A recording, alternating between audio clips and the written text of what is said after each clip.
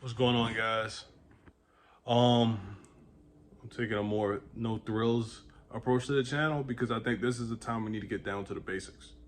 So when you look at my channel right now, it's going to be down to the basics because I want to talk to people right now who are going to listen. I don't want to put a whole bunch of bells or whistles on my channel right now.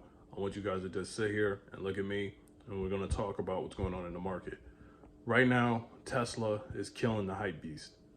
The hype beast is somebody, to me, who buys into the hype because they don't want to miss out. Their FOMO went into a stock and they're not even doing it for a good reason. For example, I told you guys about Exxon Mobil. It's a boring company, sells gas. We invested in Exxon Mobil. There's a video to it. I'll link below so you can learn more. But we invested in Exxon Mobil because the price got hit hard with the WTI situation last year with gas prices collapsing. And we saw with all the money print that we might be heading into an inflationary environment and gas prices might bounce back. They're starting to bounce back. Gas prices are going up all around the board. And it's a boring company, not making the news. Tesla's making all this news, making all this hype, and we got to cut through this because it doesn't make any sense.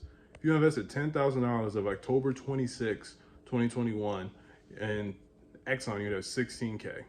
Tesla's doing all this hype, doing all of this. How much would you have made?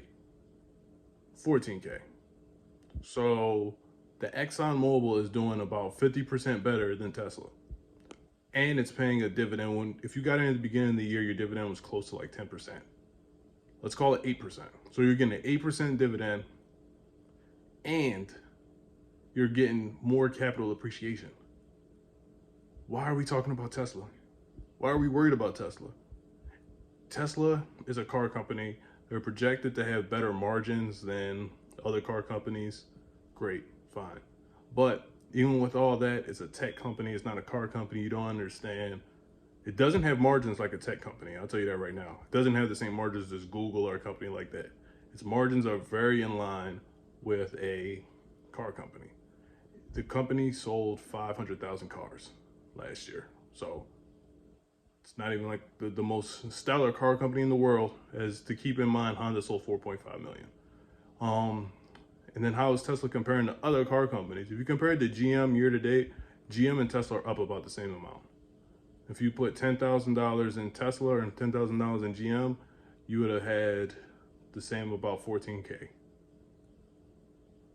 Why is it getting all this hype? I don't know. It's just one of those hype stocks that gets hype.